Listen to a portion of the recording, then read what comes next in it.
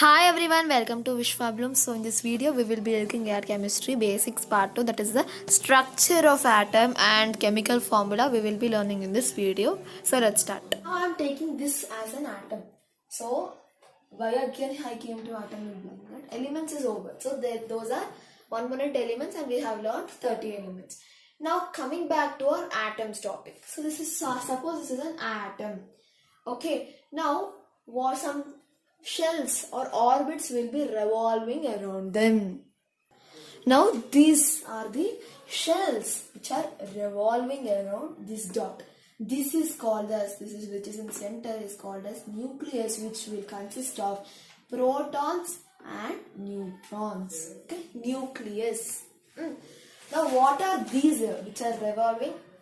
Already I told it is shells. Shells are orbits, you can call in both ways.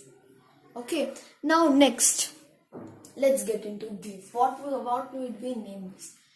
Now what I will do is, here these are called as orbits. That is clear for you. Now here these shells are also named actually. Okay, so I will also name that by taking one of the corner. So first whatever shell is there, right? First shell is called as the K shell. Remember, because the person who created this or invented this or discovered this, his name starts with K. That's why starting shell starts with K. And then after that L, then M, then N. And if necessary, so on. Okay, now K, L, and M is enough for us. Now the value, or else what is K? It is 1. Why are we writing K is equal to 1? Because it is the first shell. First shell is, it is K, right? That's why K is 1. Now L will be obviously 2 because it is the second shell. Now M is equal to 3 and N is 4, as it is the number of the cell. This 1, 2, 3, 4 are the number of the shells. Okay, that would be clear for you. Now I have told something is revolving. That something is nothing but the electrons. So here electrons will be revolving around everything. Okay. So now I will tell about these electrons also. Okay. But before that, I am writing P plus and E minus. Here you can observe.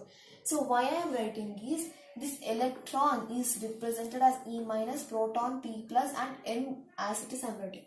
Because the charge of electron is negative and the charge of proton is positive, and neutron doesn't have any charge, no charge. Okay, that's why I was writing like that. Now that made a little bit clarity for you. Okay, now next we have to discuss the subdivisions or the subshells for this. Now before discussing those, in a shell, in a particular K, L, M, N shell, how many number of electrons would it be able to hold? What is the capability of K, L, M, N? What is the how much it is capable to hold electrons? How many electrons it can hold up to? So that one, it can be found by the formula N2 N square. Okay. Now here N is the number of the shell. Now 2 into 1 square for K, right? What is it? 2, right? So here 2 electrons can be stored or else it can hold. Now again, if you are taking for L, 2 into 2 square. 2 square is 4. 4 2 is 8. So here 8 electrons it can hold. L shell can hold 8 electrons. Now coming to M, 2 into 3 square. Now what is it? 3 square is 9, 9 2s are 18. So this M shell can hold 18 electrons. Now coming to N2 into 4 square. So 4 square is 16, 16 2s are 32. So 32 electron it can hold. So this is clear for you. Now under these shells there are subshells. So subshells. Let's discuss this also. Now subshells are the ones which will be under this K, L, M, N. Now first I will tell you what are those subshells. The subshells are S, P, D and F. I repeat, S, P, D, F. Now how many electrons these SPDF is able to carry? That one we don't have any formula, but directly we can just see. Okay, for this, now S can hold 2 electrons. P can hold, how many electrons do you think? It is 8 electrons. And D can hold, 6 electrons P can hold. And D can hold 10 electrons. And F can hold 14 electrons. Okay, so this is their capacity. Now if I want to push 3 electrons in S, will it be able to move? Will it be able to hold it? No, it will shift to P subshells. There 1 electron will be moving. Okay, now here in K subshell, in K shell, only S subshell is present. So I will just write it here by shading this part. Now here in K we are having, as I have told, only S. Only S subshell is present in K. So just write S. K shell has only S subshell. Now for N we are having both S and P. SP subshells are present in L shell. Now for M we have S, P and D. And for N we are having all, that is S, P, D, F. Is that clear? So for K we have S, and for L is S and P, and M, SPD, N, SPDF. So if you calculate also S, 1S, 1P, 1P, 1D, 1F, if you add, it will be equal to 32 electrons. Okay, I hope this part is clear for you. Now if I want to find the number of electrons for a given element, suppose I am taking neon. What is the atomic number? It is 10. So now how to distribute the electrons to this atom?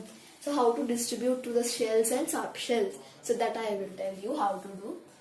Now first 10 are there, right? First 2 will go to the K shell, that is S. It can take only 2 electrons. So for the S, here S is there, right? It is taking 2 electrons. Okay, now first shell 2 electrons. Now coming to the second shell, how many electrons it can take? So here S can take 2 electrons, P can take 6 electrons. So 6 plus 2 is 8. Okay, now 8 plus 2 is 10. That's it. Done. Now these both are equal, right? That's it. Now we can just write the number of electrons according to the shells. But if I want to write it in more deeper way, that means I'll explain that also now. I'll erase this. That means if I want to arrange them in an energy according to the energy levels of the electron, how do I do it? That is by following the electronic configuration. So by doing the electronic configuration, what is electronic configuration first? It is the arrangement of energy levels of electrons. Okay, now for arrangement of this, how we have to do is, first I would generally say by Euler's diagram.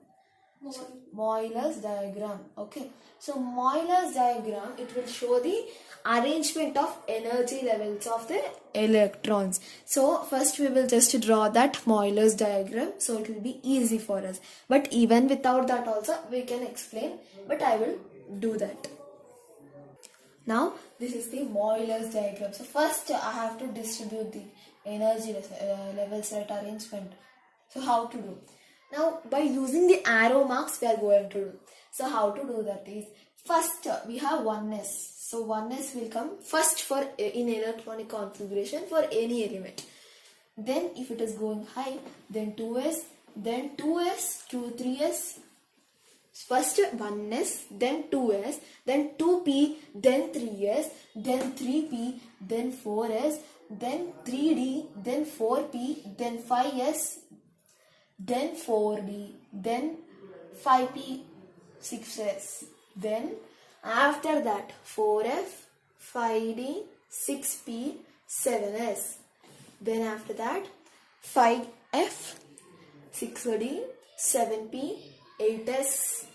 So this is how, this is called as Euler's diagram. Now why I am telling you this is how to arrange. Now first you can directly think that 1s, 2s, 3s, 4s, 5s. You can write in that way, right, for electronic configuration. So for avoiding that, for writing in a correct manner, Euler diagram is very much essential. Now if I am telling you to write the electronic configuration of calcium, that is 20 is the atomic number. Now if you write 1s, 2s, 3s, it's wrong, right? So first you have to follow 1s, then 2s, then 2p, then 3s, and then 3p, then 4s, if necessary, then 3d, 4p, 5s. That format you should follow. That's why Euler diagram is very much essential. Now this one, calcium 1s2, 2s2, 2p6, 10, right? Now 3s2, 3p6. So how much? 18. Now 2. How much it is? 20. Right? That's what. This is how you will do electronic configuration. Now 1s2, 2s2, 2p6, 3s2, 3p6, 4s2. What is this, you will think? This 1 is the number of the shell. Now K, L, M, N I said, right? That is what is the number of shell. Or you can say shell number, okay? Number of the shell. Now this S is there, right? This S is the subshell. See, SPDF are the subshell. And here, like square something is there. Don't think it is power 2 or square. It is the number of electrons. Electrons, okay. Now 1s2, you are supposed to read it as 1s2, not 1s square or 1s power 2. 1s2, 2s2, 2p6, 3s2, 3p6, 4s2. Okay. Now we will see the next part. Now next topic and little bit important topic is valency. Now what is valency? So valency is nothing but the number of electrons present in the outermost shell. So now if I take, again I'll take one example. So now I'm taking sodium. Sodium atomic number is 11. Now you have to try doing the electronic configuration. That is 1s2, 2s2, 2p6. Now just calculate this. 6 plus 2, 8. 8 plus 2, 10. Now here 11. So we will take 3s, 1. Then the sum of the power should be 11. Then it will be 11. Okay. Now the electrons present in outermost shell. So shell number I said this, right?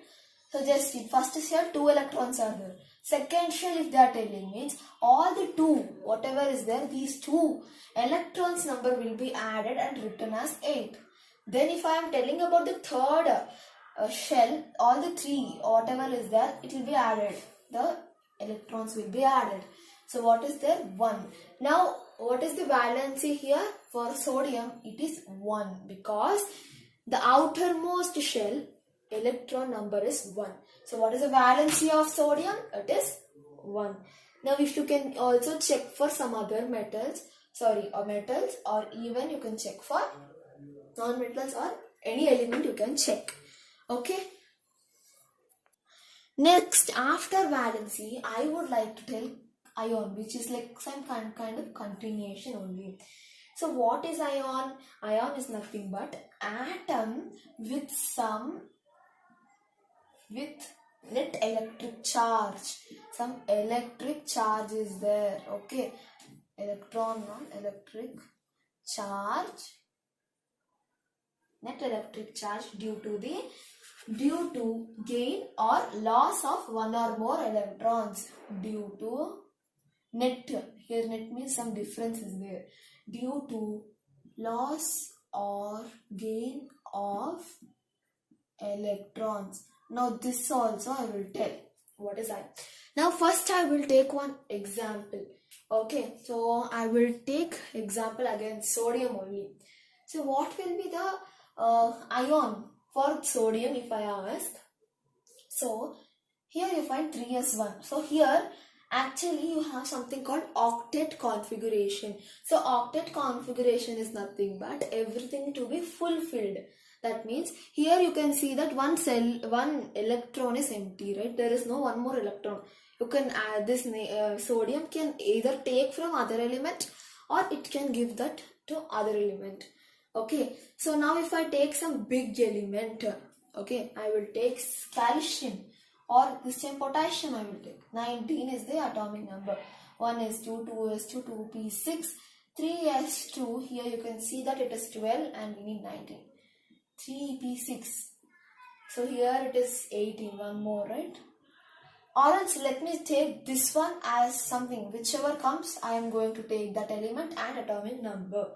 Suppose I will take 3p5. Which element it is? 15 plus 2, 17. 17 is chlorine element I have taken. Suppose. Okay. Now, here you have to get. So here one electron has to come. So it can either give the electrons or take the electrons. So you can give 1 or 2 electrons like that. But here you have 5 electrons. So obviously it has to gain some electrons. It cannot just directly give 5 electrons to other, right? So only 1 electron is there, right? It can just gain. So gaining of electron will be represented by plus, and losing of electron will be shown by plus, and gaining will be shown by minus. This is losing and this is gaining. Just like ulta of the signs, okay? You're just writing the ulta of the signs. So I'm showing down part now. Now, here it has to take 1 electron or give 5 electrons. Obviously, it has to take 1 electron. So gaining will be negative. So it is minus 1. So what is the ion? That is valency is of chlorine. With ions it is minus 1. Hope you understood. The one more example I will give wherein it has to leave that electrons. Suppose I will take here 3p1. Which element will come there? 3p1 I will take. So 10, 12, 13. 13th element is aluminium. Now if I take aluminium, here only 1 electron is there. It can just give to make octet configuration, right? So that 1 electron it can give to some other element. So it is losing the electron. That means aluminium is plus 1. What is the ion? It is plus 1. I hope you understood in both the cases. I have explained. Now ions. Ions are again divided into cation, anion. Cation and anion.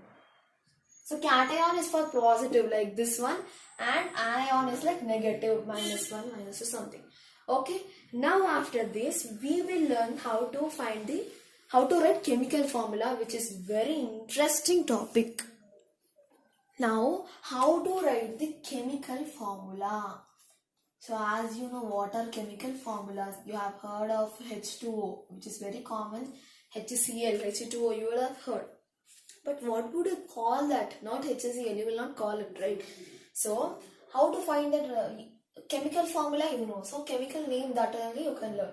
But here we want to find the chemical formula from the given name. Okay. So first we will learn the method. That is, the method name is crisscross method of finding chemical formula. Crisscross method. This method is very easy, but as well as you should be very careful in finding the valency. That's why I have discussed the topic earlier itself. Now, first we will start with example, small example, NaCl. That I should not say actually what it is NaCl. So I will be taking another example. Magnesium chloride. Magnesium chloride. So what is the chemical formula we have to find? So by listening magnesium, what will come into your mind? Mg, the symbol you write it. Okay, magnesium is Mg, symbol you write it. Then chloride, it is near to chlorine, right? Just write chlorine, Cl, the symbol you just write it. Now coming to the part, next is valency. So valencies you should write here. These columns, I will make it. Now, what is the valency of Mg? That is magnesium. So, magnesium, first to do that electronic configuration, that is 12, right? 1s2, 2s2, 2p6, 3s, 2 will make its electronic configuration. So, here, what is the charge for this? Charge is +2, right? See, if it does not have anything, ions is not required that time. If it is octet configuration, just tell this ion, that's it, 2. This electron, that 2, you will write it. Now Cl. Cl just now I actually did, but it's okay. 1s2, 2s2, 2p6, 3s2, 3p6. Let's check it. It is 10, 16, 16 plus 2 is 18. So here 5 will come. So what is the charge for this Cl? You cannot directly write 5 plus 2, that is 7. So if it loses, if it gains 1 electron, it will fill the octet configuration. So that it will be 1 only. So it will be -1 because it has to gain 1 electron. Okay. Then just crisscross. The method only suggests that just take that ulta valencies. That means just cross the valencies. Now Mg -1 will you write? No. Even though valency is negative, you may write it in positive way itself. Now Mg into like the whatever is given, it should be 1, right? So no need to write Mg1 and no need to write that. Cl. So here valence is 2, just write 2. So Mg1 Cl no need. So 1 even it is not given, just remove it. Okay. MgCl2 is the chemical formula for that given one. Now we will see the sodium chloride. Now sodium. So what is the symbol of sodium? Na, right? Now chloride Cl. So Na and Cl separately I have written. Now chlorine's electronic configuration already I did, so let it be like that. Now sodium 11, right? Atomic number 1s2, 2s2, 2p6, 3s1, 11. Now what is this last one? Valency is 1, right? Plus 1. If it loses 1 electron also, no problem. If it gains 1 electron also, no problem. It will be octet. Okay, now Cl. Cl already I told it is having only -1 because it has to surely gain 1 electron. It cannot just give the 5 electrons which it has. Now again crisscross method you should do. Now again I said negative won't be considered. Just write NaCl. That's it. So these are some of the basics for starting our chemistry deep things. Okay, deeper knowledge. So these are some basics. So I hope you understood. Thanks for watching our video. Do like, share and subscribe to Vishwablooms. Bye.